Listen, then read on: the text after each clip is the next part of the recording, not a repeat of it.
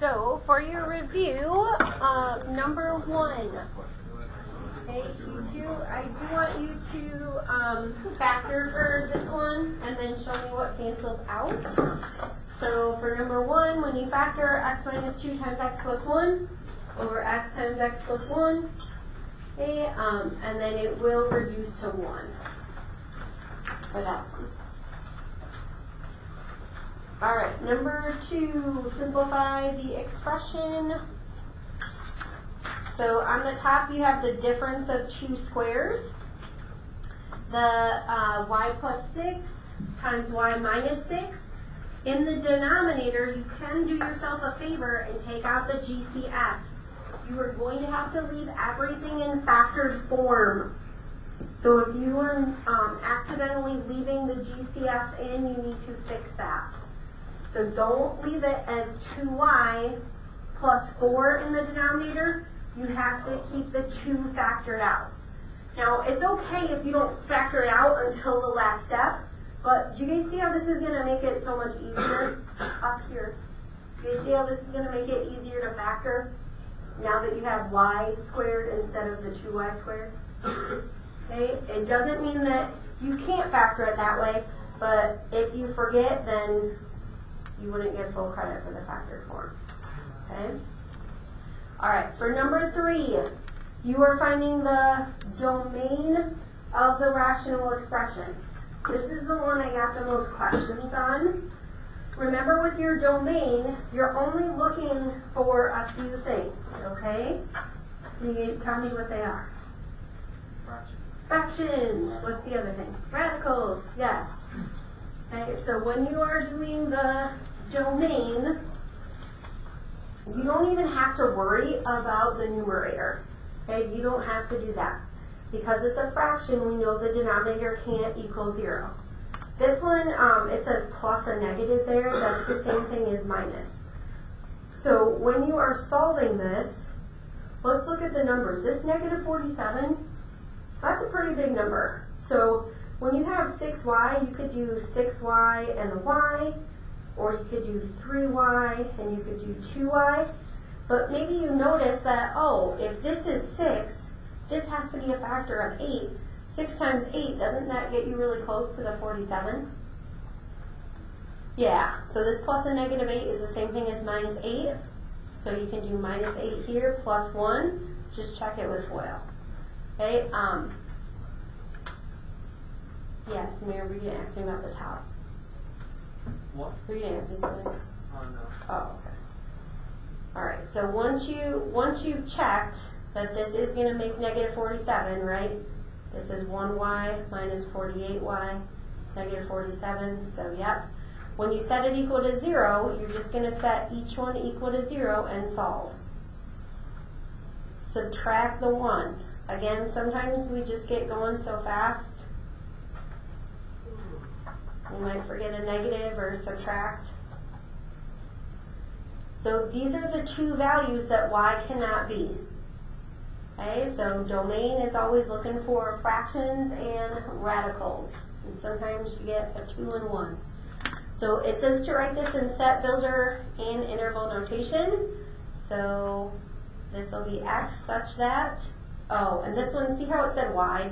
So really, this one you could say y for it. I know that feels wrong because it's the domain. It's just whatever variable you have.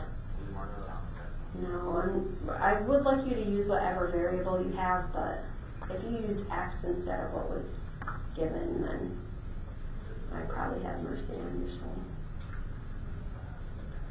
So y such that y cannot be negative 1, 6. You can put a comma, you can put an and, or you can put an or. I won't mark you down for any of those. Or you can just put a comma, it's fine.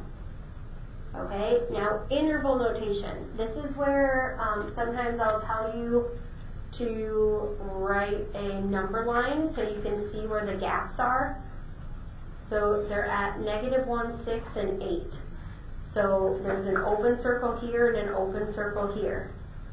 How many intervals does that break the number line into?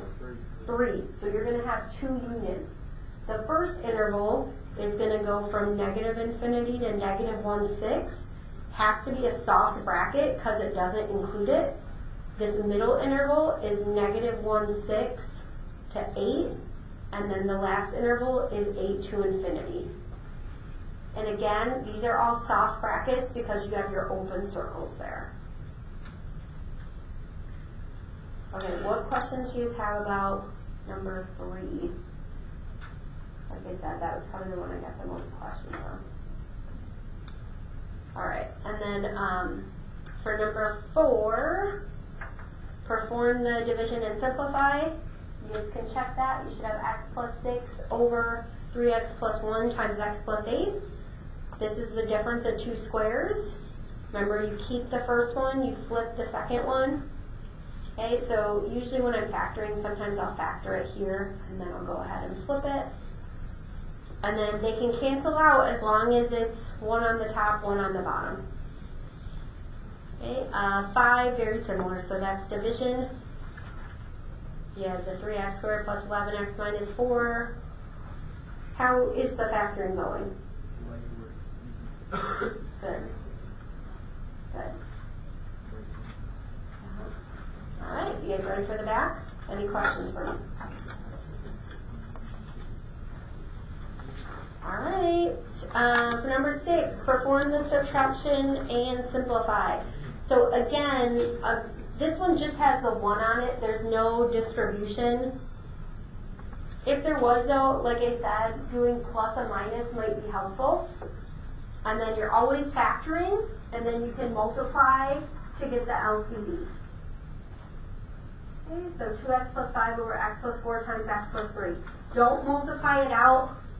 Okay, it'll say this on your quiz too. All answers need to be in factor form, so don't multiply them together. Alright, let's look at 7. So with 7, I think I caught a few of you. Make sure you take out the GCF. The GCF here is x. So x times x plus 3 over 5x plus 9. That's actually really similar to what we did on the bell work today. The warm up. Okay, so we're going to simplify the numerator, then simplify the denominator. How did this one go? What math? Okay, so then let's look at the top here. Make sure when you do this, you FOIL. Okay, x plus 1 times x plus 1 is going to be x squared plus 2x plus 1. 1 times anything is just going to be itself. And then you're combining like terms. So you have x squared, 2x and x is 3x. 1 minus 1 will cancel. Oh, did you see what I did here? Did you guys do it like that? After you've done a bunch of them, you start to realize that those are the same when you flip it. That's going to happen. But you don't have to do it like that. You can also just do the x squared plus 3x over x minus 1 times x plus 1 times x minus 1 times that. And then 7x minus 2x is 5x plus 9. Alright, and then you take out your GCF. Alright, let's check number 8.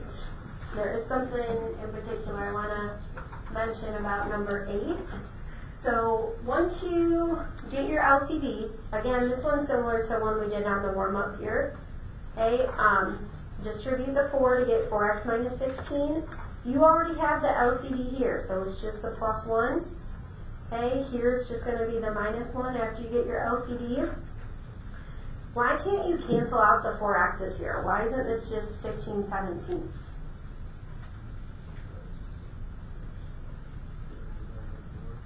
Why? That, what, why, what? Yeah, because they have something added or subtracted to them. So in the order of operations, when you have a fraction, they actually treat this like it's in parentheses. And remember, the order of operations, you have to do what's in parentheses before you can divide. So that means you have to do the 4x minus 15 before you could divide it. And so those are not going to cancel out. Okay? They could cancel out if they were multiplied together. Okay? Not if they're added or subtracted. Okay? Okay, did that one go okay? Alright, then let's look at 9. We're going to rationalize the denominator. So multiply by 4 minus root 17. This is one I warned you about too on the warm-up. If you have negative 1 on the bottom, do not leave it like this. I will mark you down if you don't simplify this. So if you're dividing by negative 1, 4 divided by negative 1 is negative 4. A negative divided by a negative is a positive. Alright, and then rationalizing the numerator, so this is a plus here, we're going to change it to minus. Anything times the same radical is going to leave you with what's underneath. And then root x times x is going to be negative x. Why is this negative and not positive? Because you're multiplying by opposite sides. Yes, you're multiplying by a positive and a negative, so it has to be negative. Okay? And then anything times 1, you're just going to have that. Alright. Guys feeling ready for tomorrow?